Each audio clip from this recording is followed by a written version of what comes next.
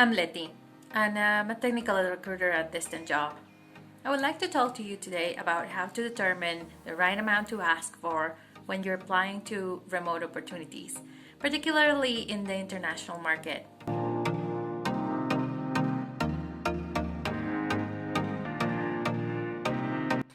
So there's a big difference between applying for an opportunity in your local market in your country and applying for something international. When you apply in your local market, you will get the benefits and legislation of your local market, as well as the budgets of your local companies, and most likely compensation in your local currency.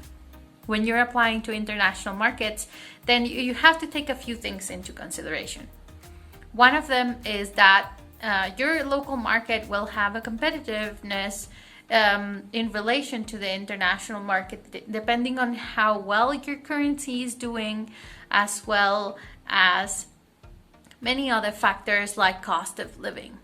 So when applying to an international opportunity, you should know that there are a wide variety of budgets and there are a wide variety of salaries expectations out there. And there are a few things that can make it easier for you to determine how much you should ask for. So just to start, I would like to explain a little bit about why I don't think it's a good idea for me to just give you a number and tell you, hey, so this is what my boss would like to pay you or what my client would like to pay you, and that's it. I might advise you on the budget if I feel that you are unclear, or if for any reason you are coming into this negotiation without much information. But that means that you're letting me or my client or my boss determine how much you're going to be making. So some positions will have very strict budgets, and there's not much you can do about that. And there's different stages of your career in which you will be able to ask for different amounts. So in order to determine how much you should ask right now in the particular role that you're going through, you should first determine how much you need. Your needs and mine and everyone else's will be different. So that means that your expense and cost of living will change dramatically from person to person. And what will make you happy will differ from another person. This also means that if you take it into consideration before you ask for a salary compensation, say of X amount, you will be able to determine whether or not that compensation actually meets your needs. With the amount of spending you have right now, are you able to take this junior position and switch industries? The budget that this particular client has, is it enough for you to be able to save a little bit? Are you willing to take a little less and adjust your cost of living for a little bit for a door that's opening into a new industry?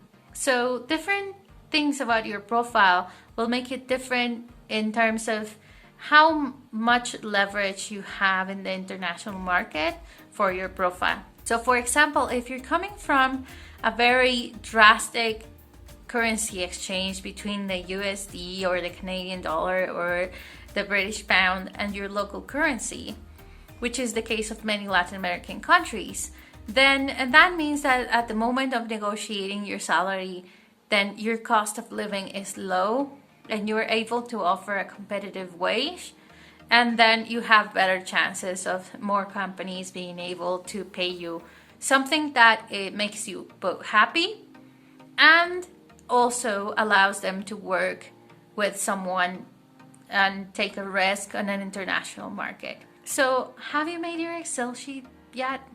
Or sheets and Google Sheets, or take out a notebook and crank these numbers and really get down to how much you actually need to survive, how much you actually need to live comfortably, and how much you would need to save a little bit of money for your retirement, for any projects that you would like to do. You don't need to tell me or any other recruiter or any company what this number is. This is for you to know. This will be the cutout of under this value is where you won't even be able to survive. So don't take that number. Don't say that to people. Don't tell them that you're going to be able to make that, because that would be irresponsible. You're responsible for your own survival and your own well-being, so you shouldn't go under your basic needs. Then you have your comfort level. So to be comfortable, how much do you need? And then for anything extra, how much do you need? And then hopefully you can get a little bit more than that. So add a little extra on that. And compare that to your current income situation. So your current income may include a little bit of benefits, so insurance and other things like that. I would suggest running the numbers and seeing how much that actually means for you in terms of compensation.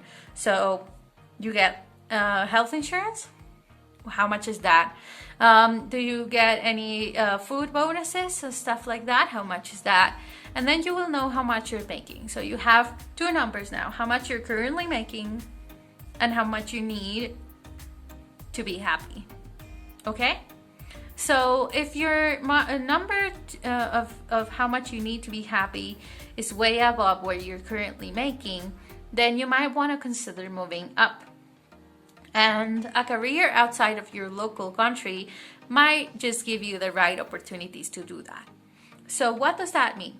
You applied for the position, you wanted something, so you come into this conversation and you have that number that you would want, and you up a little bit so that you can negotiate.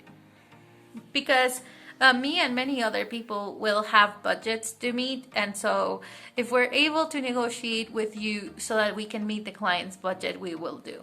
So be clear how much you are willing to negotiate on this number before you run into a call with anyone who wants to hire you for the future. These are important things that you should consider, because these are things that will allow you to have a little bit of leverage in terms of a negotiation, and it will allow you to get the right number for you.